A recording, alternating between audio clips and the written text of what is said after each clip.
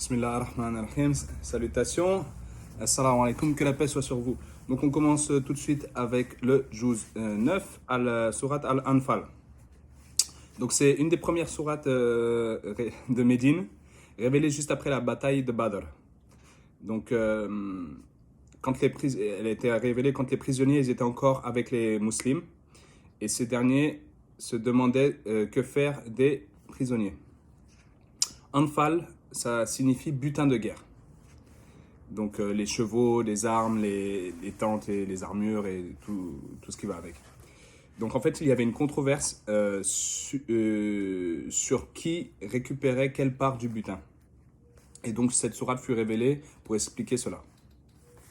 Donc la sourate entière se réfère à la bataille de Badr.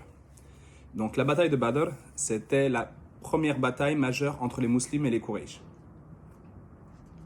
Elle s'est déroulée pendant la deuxième année de l'Hégire, donc c'est-à-dire pendant la deuxième année de la migration, d'accord, et pendant le mois de Ramadan. Donc les musulmans, il faut se rappeler que les musulmans, ils avaient été persécutés pendant 13 années, donc à la Mecque, et certains étaient tués, d'autres étaient forcés de fuir à Abyssinia. Abyssinia, c'est par exemple l'Éthiopie, d'accord. Et puis tous les musulmans ont migré vers Médina. Donc leurs droits basiques leur étaient refusés. Et donc le prophète sallallahu alayhi wa sallam fut attaqué plusieurs fois. Puis après la migration, ils ont commencé à se défendre et donc à attaquer les caravanes des Quraysh quand ils le pouvaient en fait. Pour les attaques économiques un peu. Alors, une fois, une caravane, la principale caravane annuelle, dirigée par Abu Sofyan, était en direction de la Syrie et donc passait vers Médina. Donc, il faut savoir que les Arabes, ils faisaient beaucoup de transactions, de commerce. Donc, ils avaient des caravanes d'été et d'hiver, en fait. Donc, soit ils allaient vendre leurs biens ou récupérer... Non, ils allaient récupérer des marchandises, revenaient, les vendaient. Et donc, en fait, voilà, ils faisaient des caravanes, quoi. Donc, cette caravane, elle contenait une fortune. Et les musulmans, ils ont décidé qu'ils allaient l'attaquer. Donc, environ 310 musulmans volontaires partirent en direction de cette caravane. Mais Abu Sofyan, il a eu écho de cette attaque et il prit une route périphérique. C'est-à-dire qu'au lieu de passer comme ça vers Médina, il est parti un peu plus loin.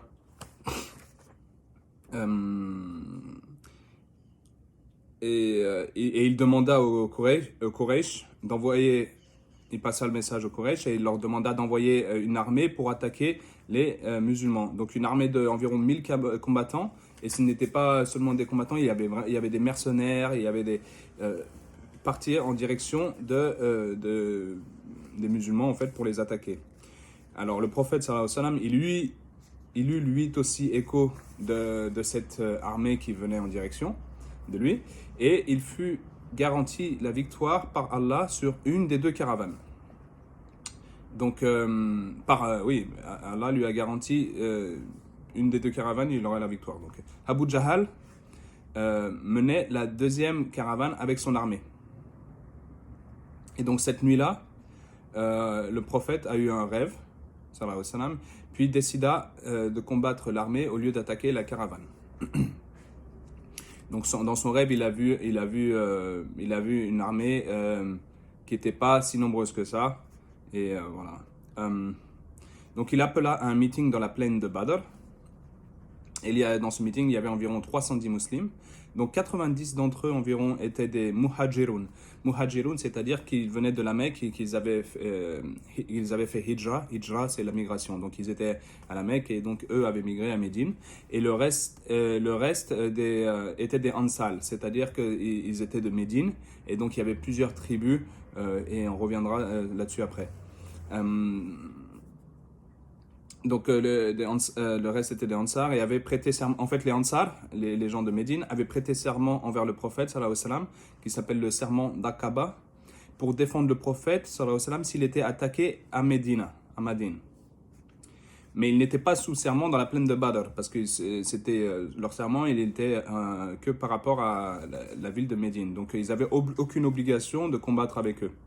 D'accord? Mais donc dans ce meeting, le prophète sallallahu alayhi wa sallam, il a dit, oui, on a le choix. Est-ce qu'on combat l'armée ou est-ce qu'on combat est-ce qu'on attaque la caravane? Et le premier,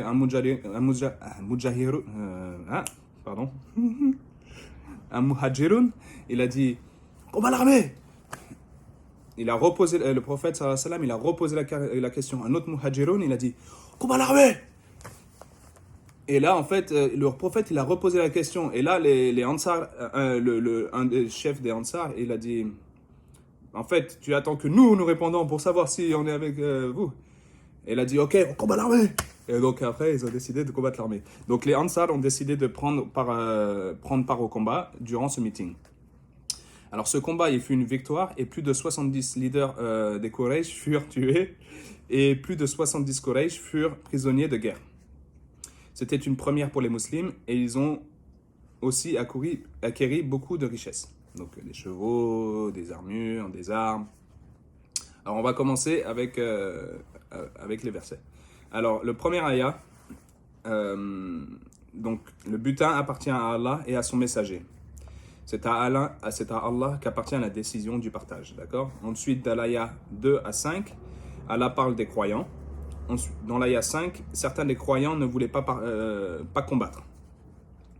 Donc dans l'ayah 7, la promesse d'Allah et le plan d'Allah. Donc en fait, certains des musulmans voulaient la facilité et plus de richesse, attaquer la caravane. Mais le plan d'Allah, c'était d'anéantir l'ennemi. D'accord? Et que la vérité de l'islam soit connue et d'envoyer un message. Donc, ayah numéro 8, le plan d'Allah est toujours plus sage. Ayah numéro 9, Allah répond à la supplication du prophète sallallahu alayhi wa sallam, et aux supplications des musulmans avec l'aide de 1000 anges. Les 310 musulmans, ils étaient environ 310 musulmans, n'auraient jamais eu la victoire contre une armée de 1000, mieux armée, avec plus de chevaux, plus préparés. Car les musulmans, ils s'apprêtaient à attaquer une caravane, ils n'étaient pas si prêts que ça pour partir en guerre. D'accord? Donc, ayah numéro 10, la victoire vient seulement d'Allah. Ayah numéro 11, la nuit précédente, Allah les fit se reposer et fit pleuvoir afin de les purifier et de raffermir la terre. Donc, vous imaginez que quand vous savez que le lendemain, vous allez partir au combat, ou ne serait-ce si vous avez un examen le lendemain, la nuit précédente, on a un peu du mal à dormir, on est un peu nerveux. Donc, Allah leur a donné du sommeil, donc il les a aidés à se reposer pour avoir de la force pour le combat. Et il a fait pleuvoir juste assez de pluie au matin pour rendre la terre plus facile pour le déplacement. Parce que quand la terre elle est un peu mouillée, voilà, on marche plus facilement. Et puis quand on a cette petite fraîcheur, ces petites gouttelettes, ça les a mis prêts pour le combat, quoi. Ensuite, l'ayah numéro 12, Allah parle aux anges et leur donne des ordres. Et voilà, le but est d'effrayer les mécréants. Ayah 17, c'est Allah qui les a tués. Donc juste avant la bataille, quand les deux armées pouvaient se voir, le prophète sallallahu alayhi wa sallam, il prenait une poignée de terre et la jeta en direction des Quraysh, même s'ils étaient très loin. Hein. Et tous, ils ont senti le sable en pleine face et dans leurs yeux, en fait. Et ça les a aveuglés pour un moment. Et Allah nous dit que c'est Allah qui lança ce sable. Ensuite, ayah numéro 20 à 23, Allah nous parle des Quraysh. Ils n'entendent pas et ne pensent pas. Si Allah voyait du bon en eux, il les aurait fait entendre. Mais même s'ils entendaient, ils se détourneraient. Seulement les arrogants qui ne méritent pas la guidance sont méguidés. Les sincères qui cherchent vraiment Allah, ceux-là seront bien guidés. Ensuite, ayah numéro 28. Donc, vous allez maintenant obtenir des richesses. Vos richesses et vos enfants sont un test. Donc il faut faites en sorte de réussir cette épreuve et la récompense d'Allah sera encore bien plus grande. Aya numéro 30, Allah nous rappelle de l'hijra, de la migration. Et il dit aux musulmans, regardez, en une année, vous avez eu la victoire sur eux. Ils ont planifié et Allah a planifié. Et Allah est le meilleur des planificateurs. De l'aya 32 et 33, les Quraysh se moquent d'Allah. Ils sont sarcastiques, d'accord? Et la présence, ils font de l'ironie. Et la présence du prophète, sallallahu alayhi wa sallam, était assez comme bénédiction pour qu'Allah retienne son châtiment contre eux. Et il y avait encore de l'espoir pour qu'ils demandent pardon. Cela nous montre le lien entre le repentir et la punition. Ensuite, là, il y a 36. Donc, Allah nous parle de l'investissement des Quraysh pour combattre les musulmans. Et donc, tout ce qu'ils ont perdu avec cette défaite. De l'aya à l'aya 38, si les Quraysh s'arrêtaient malgré tout, s'ils s'arrêtaient malgré tout ce qu'ils ont fait et se repentaient, leur passé leur serait pardonné. Et donc, s'il y a de l'espoir pour ceux qui avaient essayé de tuer le prophète, sallallahu alayhi wa sallam, et les musulmans, alors il y a de l'espoir pour tout le monde. D'accord? Voilà. Ensuite, là, il y a 39. Il y a une raison pour la guerre. Donc, en fait, dans la traduction que j'ai, c'est combattre jusqu'à ce qu'il n'y ait plus d'association. Mais en fait, c'est fitna. Fitna, c'est des trials, des persécutions, quoi. Donc, combattez jusqu'à ce qu'il n'y ait plus de persécution, jusqu'à ce qu'il n'y ait plus de fitna. Ensuite, Aya 41, c'est la réponse au premier verset. Donc c'est la législature sur le butin de guerre. Donc, il faut savoir qu'il faut seulement interpréter les règles que l'on trouve dans le Coran, dans les versets du Coran, avec toutes les conditions, pas seulement le verset, d'accord? C'est-à-dire qu'il faut se référer au hadith, il faut se référer au principe de la législature qui s'appelle la science du fiqh. Et donc, les législatures sont vraiment toute une science. Donc là, cette législature-là nous dit que 4/5 retournent aux combattants et 1/5 à l'État du butin.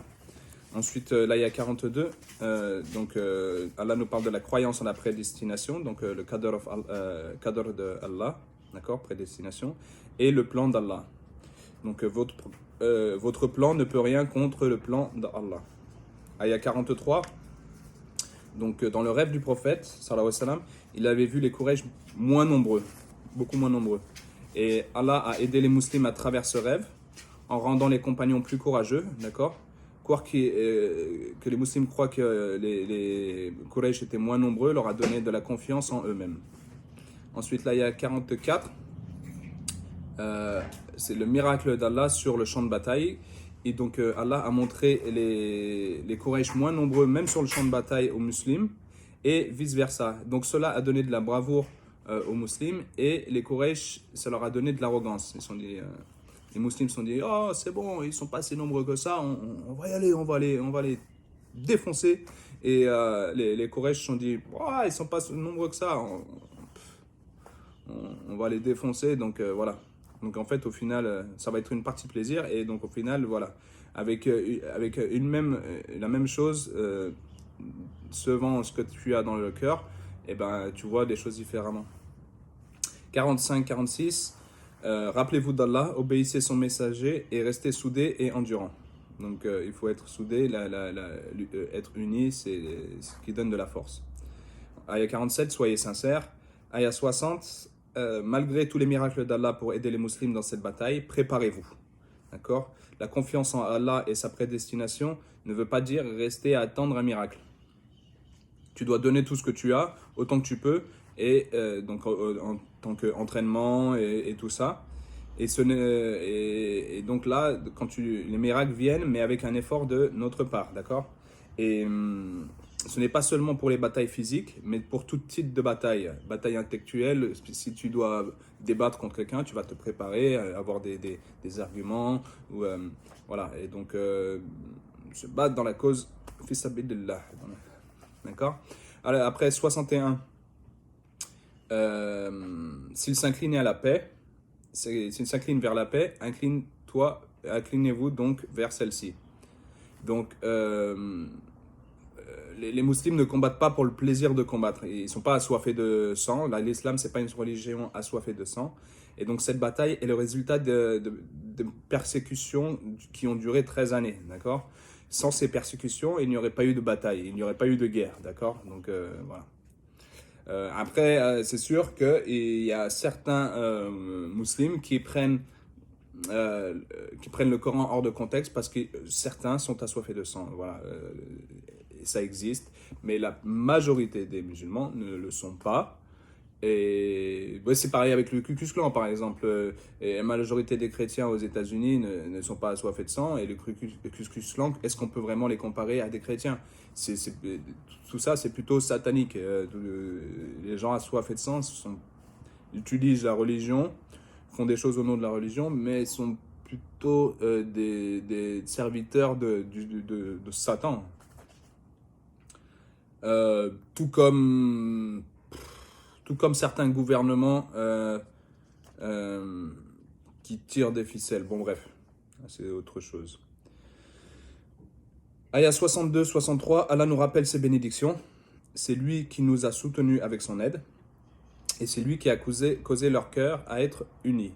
Alors, là, Allah nous parle, justement, j'avais dit que les Ansar, donc les gens de Médine, il y avait plusieurs tribus. Donc, il y avait deux tribus principales, comme les Ouz et les Khazraj. Et ils étaient en guerre pendant 2 générations, d'accord ? Et quand l'islam et le prophète sont arrivés à Médine, tous deux ont vu comme une possibilité d'avoir un intermédiaire entre eux, d'accord ? Et donc en fait, Allah nous dit qu'en vérité, c'est Allah qui a uni leur cœur. Et aussi les Muhajiroun, les gens de la Mecque, étaient d'une autre race, on va dire, voilà, c'était des gens différents, quoi, et même eux ont été unis, donc grâce à l'islam, grâce à Dieu et grâce au prophète, sallallahu alayhi wa sallam, tous ont réussi à s'unir pour combattre dans la même direction, d'accord ? Donc, il y a 64 et 65, donc Allah nous parle des ratios de combattants de guerre. En fait, au début, Allah nous parle de si vous êtes 20 et que vous pouvez combattre contre 200, donc c'est un dixième. Et après, il allège ce ratio. Il dit, bon, si vous êtes 20, vous pouvez combattre contre 40. Donc, le ratio est allégé. Parce que si tu arrives au combat et que tu vois 1 pour 50, tu vas pas combattre. Tu sais que tu pars c'est du suicide. Voilà. Donc, ça veut dire que si on doit combattre contre 2 personnes, d'accord, il faut combattre. S'ils sont plus que 2, tu peux abandonner, tu peux limite fuir, je pense. Alors, 67, Aya 67, dispute sur les prisonniers de guerre. Alors, un groupe des compagnons voulait, premièrement, dans un premier temps, donc pardonner les prisonniers de guerre, les libérer et récupérer une rançon. Et un autre groupe de compagnons voulait, solution numéro 2, envoyer un message et donc les tuer. Donc,